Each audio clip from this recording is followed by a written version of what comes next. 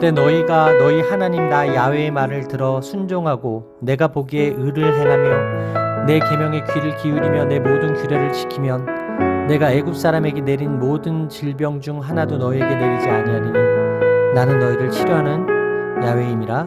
출애굽기 15장 26절 말씀. 아멘. 할렐루야. 오늘도 좋은 날입니다. 오늘 이용호 목사입니다. 오늘의 원포인트 묵상 본문은 출애굽기 15장 26절 말씀입니다. 수르 광야에서 사흘 길을 걸어 마라에 도착해 물을 얻었지만 그 물은 마실 수 없는 쓴물이었습니다. 그 물이 얼마나 썼던지 그곳을 쓰다라는 뜻의 마라로 부를 정도였습니다.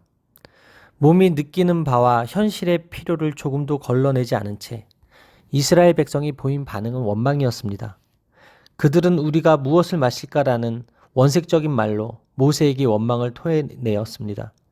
그들의 원망에는 하나님이 베푸신 능력으로 출애굽했으며 홍해를 건넜다는 그 어떠한 인식의 흔적도 묻어나지 않았습니다.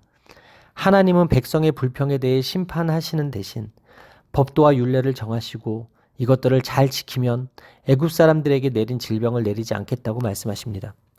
작고 평범한 것이라도 하나님이 사용하시면 생명을 살립니다. 하나님의 지시대로 모세가 한 나무를 물에 던져 넣자 쓴물이 단물로 변합니다. 모세의 손에 들린 나무 지팡이가 홍해를 가른 것처럼 나무 하나가 쓴물을 단물로 바꾼 것입니다. 하나님은 백성을 치료함에 있어서 의학적 방편을 무시하는 것이 아니라 그것을 사용하도록 가르치십니다.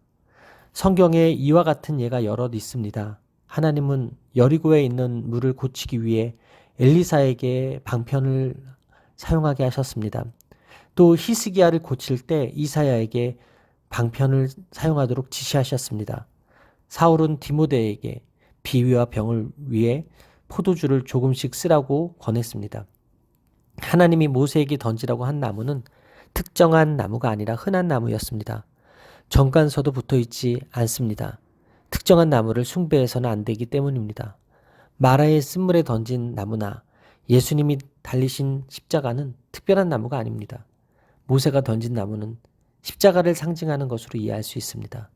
세상에 물은 써서 마실수록 더 갈급해집니다.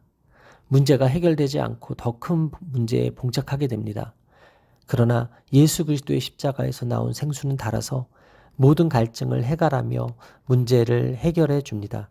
마라에 던졌던 나무로 이스라엘 백성에게 생명의 물을 얻었던 것처럼 예수님이 못 박히신 십자가를 통하여 우리에게 영생하게 하는 생수가 주어졌습니다. 따라서 오늘의 원포인트 메시지는 치료하는 야훼입니다. 오늘의 삶의 적용 포인트는 오늘도 하나님은 치료하시는 분이심을 믿습니다입니다. 하나님의 관심은 마라의 쓴물이 아닙니다. 이스라엘입니다.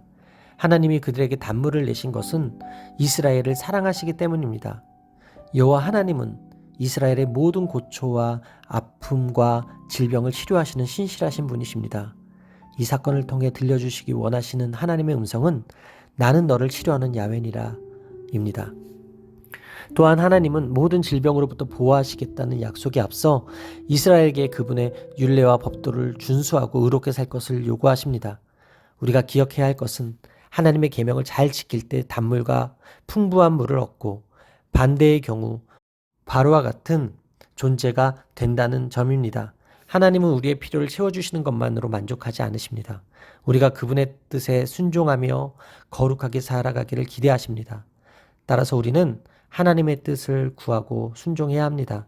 하나님은 오늘도 순종하는 자에게 치료하시는 하나님이십니다. 기도하시겠습니다. 야훼 라파 하나님을 찬양합니다. 이스라엘 백성과 같이 은혜는 쉽게 있고 불평은 일상적이며 순종에는 더딘 저의 연약함을 긍휼히 여겨 주옵소서. 오늘도 주님의 음성에 귀 기울여 순종함으로 치료를 경험하기 원합니다. 오늘도 인생의 쓴물을 만날 때마다 치료의 십자가를 경험하게 하여 주옵소서. 이 모든 말씀 살아계신 예수 그리스도의 이름으로 기도합니다. 아멘. 할렐루야. 오늘도 최고의 복을 받았습니다.